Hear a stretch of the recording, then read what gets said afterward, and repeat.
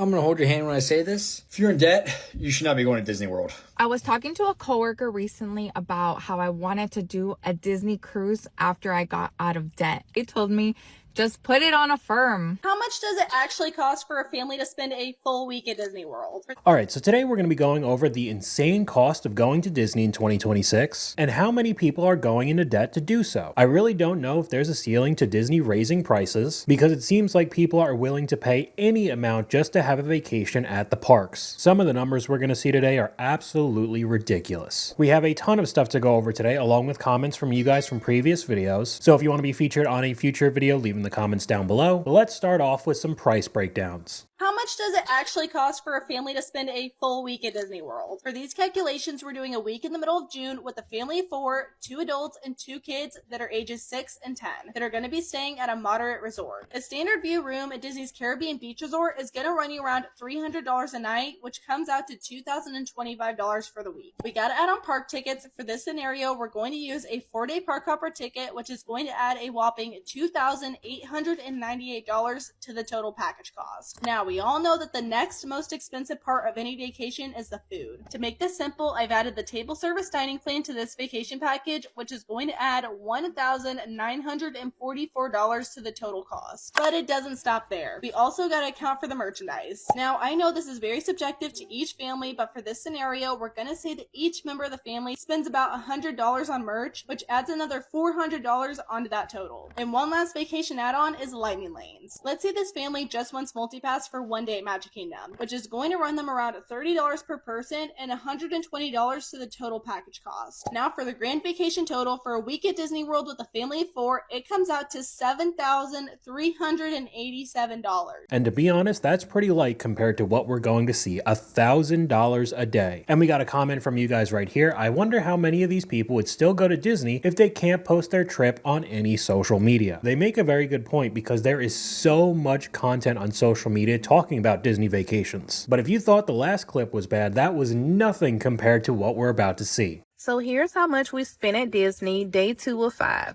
A mediocre breakfast at Hollywood and Vine cost us $223. Then we headed over to Toy Story Land, and even with Lightning Lane, we still only got to ride one ride. Ice cream was $25 and popcorn was $16. Then over at Galaxy's Edge, 3 lightsabers cost us a whopping $800. They also no longer hold them for you until the end of the day, plus different airlines have different restrictions when flying home, so we opted to ship them to us for an additional cost. Every ride had a 120-minute wait time, so we only got to ride one ride in this section of the park as well. We tried the infamous blue and green milk and had lunch at Backlot and funnel cakes at Epic Eats. Photo Pass was an extra $170 for cell phone quality pictures, and finally we had dinner at Planet Hollywood. Factoring in our nightly hotel rate of $997 brings our total to $3,758 for the It was $3,700 for a day. And this is day 2 of 5 being at the parks. And other than walking around and eating food, they didn't do much else. You had to wait in line for hours just to ride, what, a 5-minute ride? I'm sorry, I just can't see how any of this is worth it. And if this is a daily occurrence throughout the entire vacation, you would be spending $18,000 for it. And a comment from you guys goes very well with this. The magic is how they make your money disappear very quickly. And with us talking about prices from Disney World and Disneyland, we're seeing more and more articles like this. It's now cheaper to fly to Tokyo, go to Disneyland, get a hotel, and fly back than it is to go to Disney World, Florida. I mean, other than the really long flight, I feel like that would be a better deal than going to Orlando or even California. But it doesn't matter to some, whether you have money or not, just put all of it on a credit card or Klarna. I was talking to a coworker recently about how I wanted to do a Disney cruise after I got out of debt. He told me, just put it on Affirm. Their mentality is they're not going to put vacations or having experiences with their kids on pause just because they're in debt. But for me, it just makes life way more stressful to finance a vacation that I cannot afford. I'm still paying for decisions I made 4 years ago. Now, in 2026. And the vacation you put on Affirm, you'll be paying off in 2036. I feel the exact same way as her. I feel like the stress would absolutely ruin the vacation. And we got another comment that says the same thing. How can you enjoy a vacation with the financial ruin waiting as soon as you step out of that park? But many don't think ahead in today's world. Everything's about instant gratification. I need it right now. And then soon enough, you rack up a whole bunch of credit card debt. You just spent $1,000 on this car. And it's all Disney, Disney, Disney, Disney, Disney, Disney, Disney, Disney, Disney, Disney, Disney, Disney, Disney, Disney, Disney. And then Wendy's. We went to Disney once in November, and then we went a couple weeks ago. Are you f***ing kidding me? I'm going twice in January. What the are you guys? We took our nephew for his birthday. His birthday. And then we The went for ticket. my birthday. Your birthday. And then we're going for our nephew's birthday in January. And going over to the comment section, Disney cannot be this fun, and Disney isn't even worth it. But when it comes to some, they will take extreme measures just to go to that park. We got another comment from you guys here. Borrowing money against your house to go on a holiday to a theme park is beyond madness. Because that's exactly what we saw in an older video. Somebody taking out a HELOC loan just to pay for their Disney vacation. Unreal. And I feel like this hurts even more when you start seeing some of the prices in the past. So I was going through some old stuff and I found an old booking confirmation for mine and my wife's first Disney World vacation we went on. Total for the package was, after the insurance, was $1,918.24. What that came with was 5 nights at the Disney's All-Star Movie Resort.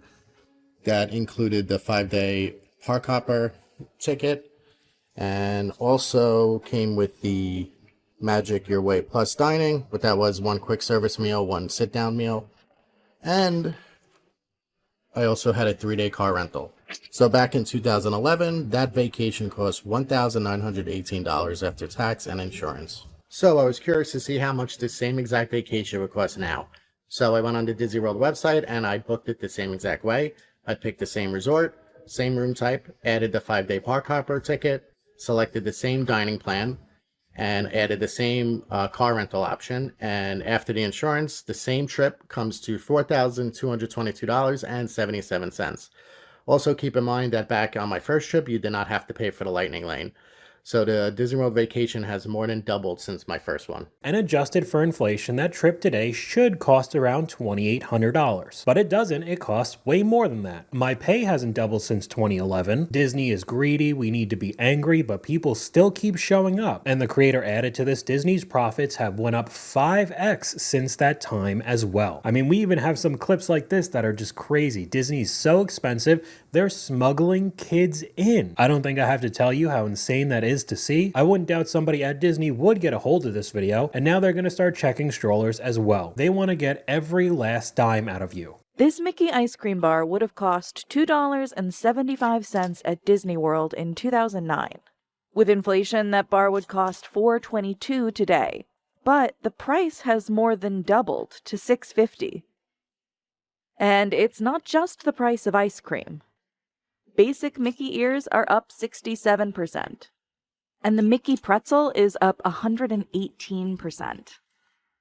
It's also gotten more expensive to get inside the parks. From 2015 to 2025, Disney World's top-tier annual pass nearly doubled from $829 to $1,629. That's a 44% increase after inflation. Disney attributes these price hikes to inflation, rising labor costs, and the billions it invests to offer more experiences. But changes in how Disney sets park prices and its volatile entertainment division could also be to blame. Now I feel like every time I blink, something new is getting more expensive in the parks. People keep paying, so they'll keep raising the prices. The park is constantly packed. But they showed a clip of somebody who was an apparent Disney superfan, so I think that's a pretty good transition into the Disney adults. 42% of people in line to meet Buzz Lightyear at Disney theme parks last year were childless adults. Okay, so that would mean somebody over the age of 18, no kids with them? I think just period, but yeah. That's crazy. And listen, I've said before, there is a good time to be had at Disney World as an adult. Yeah. But not meeting the characters. Okay, so it's weird. It's not something I would ever care about or want to do. Yeah. It's bad for society? Yeah. Okay. To meet a fictional character? I think it's a little odd to want to wait in line to meet and talk to a 19-year-old girl that's in the Buzz Lightyear costume. So before I say anything, we'll go over to the comment section. The harm is me having to wait in a 45-minute line with my toddlers behind a bunch of weird childless adults. It's hurting the kids who can't meet them because the adults are taking up space. My wife has had 3 miscarriages and we spent over $40,000 in fertility costs that ended up with no children. But yeah, we're the weirdos being at Disney with no children. And the top response to that is one of the most intense trauma dumps in the history of TikTok comment sections. And I think that's an incredibly good transition into the next clip. Infertility sucks. And that's the entire video. The comment that we just read and that clip were not the same user. That was different scenarios. Were the hoodies really necessary? Why make everyone uncomfortable at Disney? Is it appropriate to wear to Disney? It required a hoodie to let everyone know? Did the journal factory explode? Okay, but why wear those hoodies at a kid's theme park? Trauma dumping at Disney is crazy. The comments really went on. And I know that there's a large group of people online who absolutely hate Disney adults. I get that you could be interested in like whatever you want. I've told you before, I've loved Godzilla since I was a little kid. However, I'm not going into debt because of it whatsoever, but some of the clips that I've seen online of Disney adults are a little bit concerning. I mean, we got another clip up on screen of a ton of people running just to be able to get on a new Frozen ride. And again, the comment sections, Disney adults, please let the kids go first. Are there any kids? Not a child in sight. So people wonder why the prices keep rising, but this is the reason. I got a YouTube channel and I'm just asking people what they paid for their Disney vacation. Oh wow. Just to help like people out that never been here. How much we paid? Yeah. So $2,000 in the hotel. For like the whole trip? Where you staying at? And the Contemporary. The Contemporary, so $2,000 for 2 days. 2 days. And food, wow. We're at 1,000. It's been 1 day, not 1,000, 2 days, 1,000, right? Yeah. We did character dining. Yes, it was $340. Wow. At the snow. The camera's right there, by the way. Oh. Sorry, I don't know where to put it because I'll put it on a trash can and someone's gonna knock it over. Yeah, we went to the Fort Wilderness and did the story time. And yeah, $70 a head. So.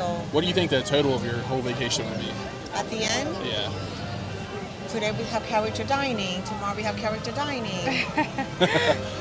It's going to be about $4,000 for 2 days. So you got $2,000 a day for that one. 5 of us stayed at Fort Wilderness 2 weeks ago. We were there for a week and went to the park 5 days. It cost $13,000. We just went, family of 6, 2 days at Disney, an off-site hotel, no character dining, and we drove from Ohio. The kids each got whatever souvenir they wanted, and it was $3,300. So still a little bit over $1,600 a day. And I mean, some of the food costs, I guess that adds in the character dining. In case you're wondering how much it is to eat at Goofy's Kitchen, with a bill that's a little bit over $400. I don't like Goofy's Kitchen. It's overpriced for buffet food that isn't that good. $400 for buffet food. $60 gratuity as well, and they add tips by themselves, and $400 for Cisco food. And we got another comment from you guys here. I've been to almost 30 countries. We go on holidays every year, and one thing that I never did was borrow money to go. If I can't afford it, I stay home. But unfortunately, that's just not the sentiment many people have. This is part 3 of how we got into massive debt, and this is one of my most embarrassing debts that we have. A few years ago, our family took a trip to Disney, and we impulsively purchased the Disney Vacation Club. And we did so by financing it. If you don't know what the Disney Vacation Club, or DVC, is, it's kind of like a timeshare for Disney World. Except instead of having one specific resort or specific weeks of the year that you get to use it, it's a point system. You buy a certain number of points, and then those points can get redeemed at any DVC resort any time of the year that they have availability. That means you can end up staying at Disney World properties, Disneyland properties, and they also have other DVC resorts like in Hawaii and in Europe. So it definitely provides like a lot of opportunity to travel. Now, with that being said, this is a very bougie luxury purchase that we had no business making. There were some incentives when we purchased, so the total cost of financing was around $27,000. Now, was this stupid? Yes, I know that. But I promise you our hearts were in a good place, but like our financial literacy was 0. I don't think the issue was knowing if your heart was in a good place or not. It was that you purchased something that cost $20,000 $27,000 when you didn't have the money for it? Why are all the Disney adults in debt? Wait, $27,000 for Disney? The creator responds, yep, for a 50-year timeshare. Financing $27,000 for anything that isn't a car or a house repair is kind of insane. The creator responds again, it really is. It was so stupid of us. And we got another comment from you guys here. Sacrificing your family's financial security to bow at the altar of a fictional mouse is crazy work. But like we see with so many topics we go over in this channel, people don't take it seriously at all on social media. Here's a clip with a common TikTok trend. How much is our DVC membership per month? About $1,300, and her saying, oh, that's not bad. How do you pay for all of your Disney trips and the audio is the I'm Just a Girl trend song? Don't worry, it's all a joke. I'm just in credit card debt. Watching my mortgage payment dance around a restaurant and it's just somebody in a mini costume. Went to Disney for Christmas, $12,500 for 8 days. My MasterCard still remembers and I went there in 2019, 7 years ago. Do you really think it's worth it? When you're fighting financially for your life and someone asks you to go to Disney and then it transitions to them walking around the park. I might be broke, but I still got Disney money. Doesn't really sound like it though. I told my coworkers, no trips for me this year, I have to pay off the plumbing. Oh, but the Disney doesn't count. Yeah, same LOL every time. If I said I was broke and you spotted me at Disney, mind your business, that was regular money. Don't confuse no money with no Mickey money. These are all grown adults making these posts, by the way. And another one, I'm poor, but not 120 minutes poor, talking about them paying extra for the lightning lanes when they don't have money to go in the first place. When you're broke, but your sister asked if you want to go to Disney, me when I have money versus me when I don't have money, and it's still them buying a ton of merchandise. Me adding to the credit card debt? No, because this is so real, I'm screaming. Thank God for credit cards, exact same shopping habits. Yeah, the mouse always gets money, even when it's not there. This is what a credit card's for. If I'm there, I may as well save on postage. Park spending is just girl math. This just goes on and on and on. We got another comment here. My wife has a coworker who has a Disney credit card that she maxed out on Disney jewelry. And now we could get into the insane merchandise.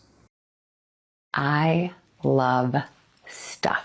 I love this kind of stuff, all of this kind of stuff, this kind of stuff, this stuff, and this stuff. Stuff that I don't even use. And we could sit here all day going through video after video with people showing their Disney merch haul. We could take a look at just a couple examples. The Walt Disney World haul. They ended up getting pins and magnets. Sephora goodies for some reason doesn't even have anything to do with Disney. T-shirts part 1, T-shirts part 2, the Mickey Sorcerer pillow, a set of joggers, Bath & Body Works collaboration with the Disney Princess collection, tea towel and kitchen roll holder, a Coach bag with Mickey Mouse on it, a Disney treasure towel, a whole bunch of Disney jewelry, a final slide of t-shirts, even more of them, along with a sweatshirt. We got a Starbucks cup, some treats, candy for us and my dog, an Orange Bird watering can, another Sorcerer Mickey jacket, and a Christmas ornament from Castaway K. Going over to the comment section, my list is getting bigger and bigger with all of these merch hauls all over my For You page. I don't even have a trip planned and I need this merch now. Here's a Disney and Epic haul, again the Sorcerer plushies, along with a hat, a couple of Star Wars lamps and helmets, some more t-shirts. We have Bahamas Mickey, a whole collection of Disney pins. We got a jacket once again, and some more Star Wars stuff. These are Legos. We got car accessories. We got wands, a couple pairs of pants, and several sets of Mickey and Minnie ears. And then just some random extras. I can't imagine how much all of this costs, because there are a ton of videos of people going through the Disney store showing how much everything costs. And I mean, some of it's insane. Some of the sweatshirts we saw cost $130 each. And that was only one slide of many things that these people bought. They legitimately could have spent thousands of dollars in that store. Jody, how much are you spending at Disney Springs today?